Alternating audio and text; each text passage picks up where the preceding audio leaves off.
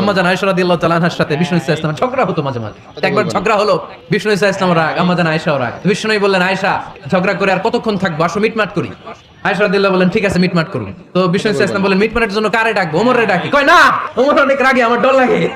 কয় তাহলে তোমার আব্বারে ডাকি। কয় ডাকেন। ডেকে নিয়ে আসা হলো।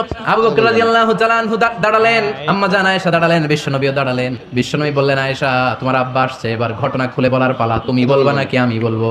আম্মা জান আয়েশা বললেন, আপনি বলেন, তবে যেটা ঘটছে ওইটাই বললেন, মিথ্যা কথা কইেন না। আবু বকর রাদিয়াল্লাহু তাআলা রেগে মেগে আগুন, কি বিষ্ণু নবীকে মিথ্যা কথা কখনো বলবে? রেগে মেগে দিলেন মেয়ের গালে এক চড়। বাবার হাতের থাপ্পড়কে আম্মা জান আয়েশা উল্টে পড়লেন। সাইয়েদনা আবু বকর রাগে গড়গড় করছেন, আবার মারার জন্য তেড়ে গেলেন। এবার বাঁচার জন্য আম্মা জান আয়েশা বিশ্বনবীর পিছনে যে আশ্রয় নিলেন, বিশ্বনবী বাঁচানোর জন্য দুই হাত মেলে দাঁড়িয়ে গেলেন। বিশ্বনবী যখন দুই হাত মেলে দাঁড়িয়ে গেলেন, সাইয়েদনা আবু বকর রাদিয়াল্লাহু আনহু থেমে গেলেন। সাইয়েদনা আবু বকর রাদিয়াল্লাহু তাআলা আনহু ঘর থেকে বের হয়ে বারান্দায় দাঁড়ালেন। এবার বিশ্বনবী আম্মা জান আয়েশার কাছে যেয়ে বলেন, ইয়া আয়েশা, তুমি দেখছো কেমনে বাঁচাইলাম? আমি না থাকলে বর্তমানে ফেলতো আজকে। আমি বাঁচাইছি তোমারে, আমি আমার লগে ঝগড়া করো তুমি? লজ্জায় পড়ে আম্মা জান আয়েশা খিলখিল করে হেসে দিলেন, বিশ্বনবীও হেসে দিলেন।